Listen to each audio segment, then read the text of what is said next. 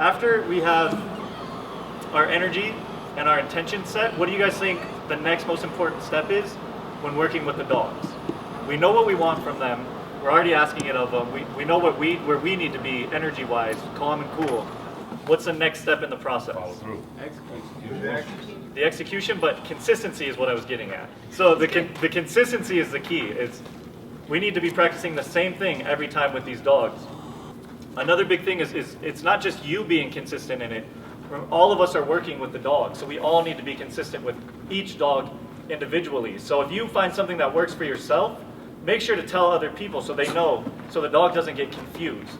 Because I've worked on teams before where it's, I'm teaching one thing and somebody else is teaching another thing for the same command, and we're not communicating, which is my fault, their fault, but we just weren't being consistent with the dog to where I could tell the dog was confused. Mm-hmm. So when we're setting these rules and these boundaries, it needs to be the same thing every time that we're asking. If you're coming to the gate, like you were saying, Benji gets excited and he barks when we're at the gate.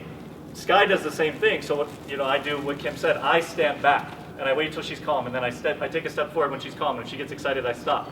But I also relate that to my teammates, that we should do that, so that every time she knows that when we come out there, we want you to be laying down calm, not up and excited and barking at the gate. And it's great to see that, but it's not what's good for her.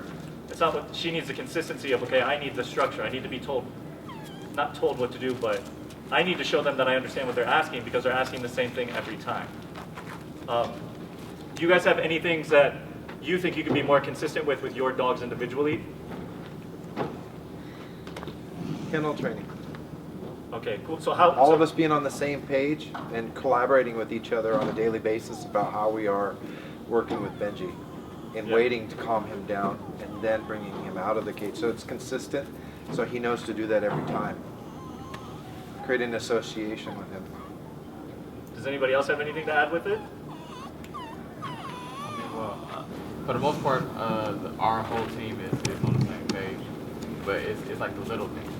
Right, which it's the little things that matter the most like in sensitivity. This. Yeah, the little is a really big thing. Right. Sensitivity. On the human or on the dog or both? You mean like everybody using the same amount of sensitivity and pressure? The same amount of pressure on. Okay, so trying to figure out right. that balance, is where you're all putting the same amount of pressure for the same thing you're asking for. Nobody's doing more, nobody's doing less than. Which that's a fickle razor's edge balance, trying to figure that out. Yeah, it's very nuanced. Especially because each of you have different energies. Right. The dog's energy is typically the same, but it's going to respond to each of your individual energies. So learning to combat and control your energy for the dog's needs is a very, very fickle thing. I learned that last session. You guys gave me 2 dogs to work through. I had a happy-go-lucky and then this beautiful shutdown, sensitive pit. And just transitioning between the 2 of them every day was it's work. It's exhausting. It's so exhausting. I commend you guys for doing the work you do. It's difficult. Yeah, it's like, oh, it's just dog training. No, it's not. Not the way we do it. No, it's mental work. It's physical work. It's amazing. So, and the note of consistency. So with Sky, when you brought up stop and go, I was having a little bit of trouble with her because I don't like using the leash. Sky. We were doing stop and go, and I was out here with Rob, and I asked him, I was like, hey Rob, what if I just used a little bit of spatial pressure with my foot instead of using the leash to set my boundaries? And I'm going to try and demonstrate that. Come on. Sound space. So it's sound and spatial, no leash. It worked beautifully every time. And Rob was really good about mentioning, he's like, hey, don't overdo it every time. You don't want to wear it out. So Good job. consistently ask that same thing over and over. Give her time to process it and then do it again. And so once I had that down though with the consistency, I relayed that to Justin, even though he was leaving, because I knew that I was going to hand the leash off to him so that he could work with her a bit before he left today. And then I relayed that to Quintero this morning, so that we can all be consistent with that, so we can consistently get away from the leash. Oh, sorry. So you're using sound and space, no touch. So yeah, we're doing sound and space, no touch. Now, how can you get it to the most sensitive where it's just sound? So by being consistent with that, with setting the boundary, then eventually she'll come to understand that because it's the timing. I'm timing the step with the ch at the same time.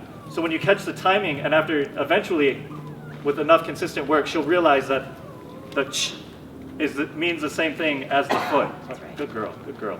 So eventually I won't have to use the foot whatsoever. Good Yes. girl, good girl. Nice job, Eddo. You're such a sweetheart, I love you.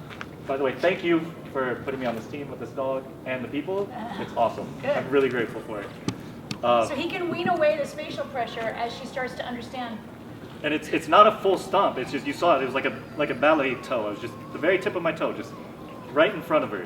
And that's enough pressure for her because she's sensitive enough right. to respond to it, to where it's more than enough to put her back. So I didn't come in hard with the foot the first time. I started with the toe. So start with the softest pressure possible, and then slowly work to more pressure, To what's appropriate. to what's appropriate Yeah, for each individual dog. Would 'cause Delaney respond they're all with a toe different. touch? No. Delaney probably would be like, oh, time to play. Yeah. Well, look at your foot's right there. That's cool. Delaney, you might need a little harder of a step in, like where you Or something different. I mean, yeah, or something just completely whatever. different. Yeah. Right. Good. And it's all because I realized that I was getting frustrated with the leash and doing way too much leash pressure with this dog. As like some of you saw last week, like I put a lot of pressure on her once, and it was not the right thing to do. So now I took that time to come back out and be like, okay, how can I avoid the leash Nice. to ask for what I want? So yeah. So then you can get to the point where you can come to a stop and just say shh, and she'll come to a stop. But Right. you're weaning that. I'm You're slowly weaning it You're off. working to that. Right. So he's making power in his space and sound. It wasn't something that she came with, Yeah. Like that's the other thing is, it's gonna take time and effort to get the dog to do that. Like she said, some of the dogs are F students with this, Yeah. and we slowly need to work our way to that. But it is possible because I am now a straight A student, and I was an F student in high school. It is possible, but it takes a lot of time and energy. A lot of work. So much work. But dogs take to it quicker Yeah, than humans. yeah, because they don't have the extra frontal lobe to That's take in right. all the extra crap that we do. Right. So, So I bet pretty quickly you can start weaning away space with that. right, I just started it last night, so I Exa- imagine yeah. like this week it'll be. When you become really conscious of those nuances, Yeah. that you can stop a problem like that in a day. It was one of those beautiful aha moments that you and Sam always talk about. I was like, aha. Yeah, I get Like, it. I'm gonna double check with Rob just to make sure that like spatial pressure is still cool to use, because I know that was something you guys were looking for this week. Yeah. Was our leash work, but it was like an aha moment. I was like, I wanted to jump for joy, but I didn't want to get her too excited. Exactly. So You yeah, should feel proud of yourself. I do. It was. And I don't mean it should be done in a day, like, oh, do it fast. I just mean like when you learn to speak the language, you get so Yeah. fluent in it. Right. You know what I mean? Because it is another dialect. It's It's a amazing. language. It's That you can communicate clearer, quicker. yes. It's great. It's not a race though. It takes No. as long as it needs till Right. you learn the language. It's my 4th session, Yeah. and I'm learning it.